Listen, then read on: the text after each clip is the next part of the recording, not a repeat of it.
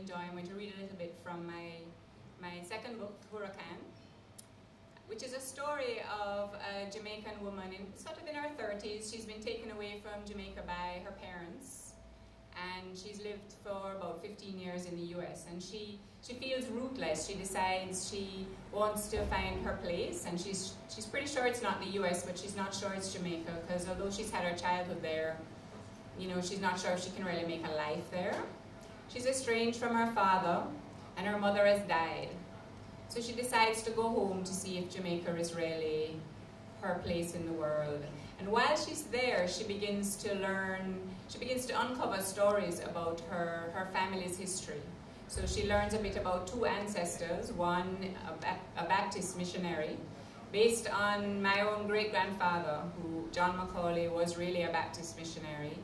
And then even further back in the 1780s, an abolitionist, and that part is based on a real person, a historical figure, Zachary McCaulay, who was an abolitionist, the guy who he was often referred to as the man who counted.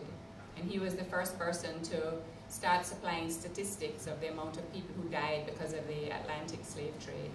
So as my main character, Lee McCaulay, starts to settle in Jamaica, she starts to uncover these stories. And so parts of the book are told from the point of view of John, the Baptist missionary in the 1880s, Zachary, the abolitionist in the 1780s, and then Lee's story in the 1980s.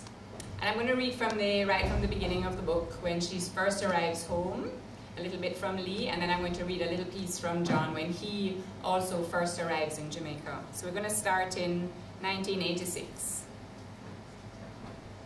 "White gal," the barefoot man shouted, pointing at her with a half-empty bottle of white rum. He wore a vest and torn shorts, and his eyes glared. Lee McCaulay turned her head away. It was a familiar, damning description, echoing from her childhood. She watched the traffic light, which remained on red. She knew where she was, the corner of Wynwood Road and Mountain View Avenue, coming in from the Norman Manley International Airport. She was not a tourist. She wanted to explain this to the man. "I was born here," she wanted to tell him. "I am coming home." "Pay him no mind," Danny said.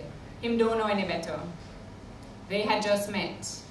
He had been sent by her new employer to collect her from the airport. The light changed and they drove on. The man remained where he was, leaning against an unrendered concrete wall, covered with peeling, bleached-out posters, advertising dances and plays. His anger seemed to have passed.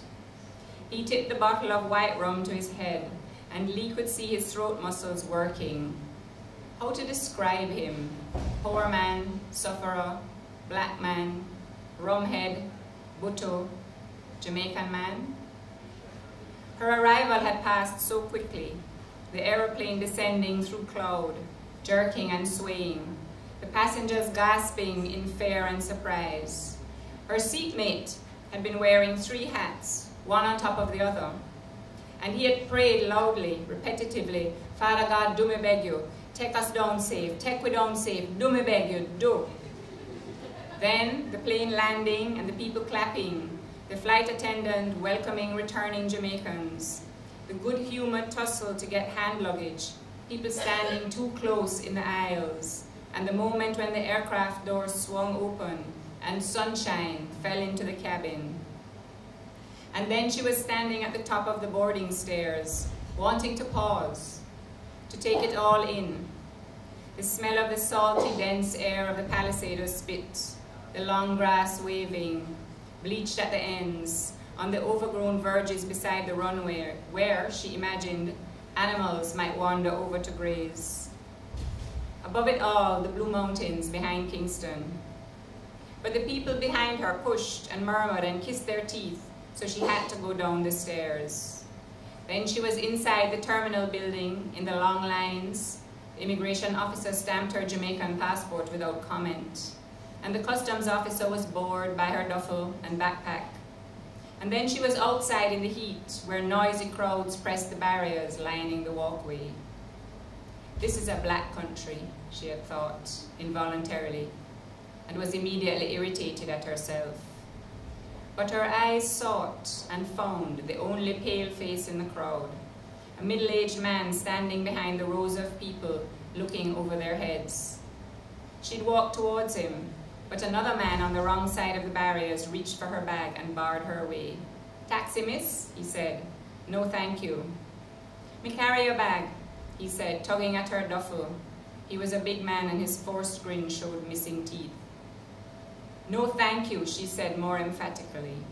She pushed past him, wondering if she still sounded Jamaican.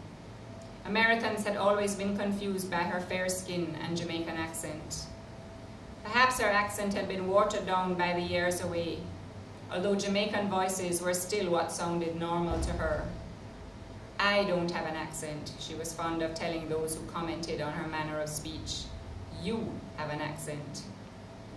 She stood a little apart from the crowds, catching her breath, hoping for a lull, a chance to process what had seemed enormous, but as it unfolded, was really quite mundane.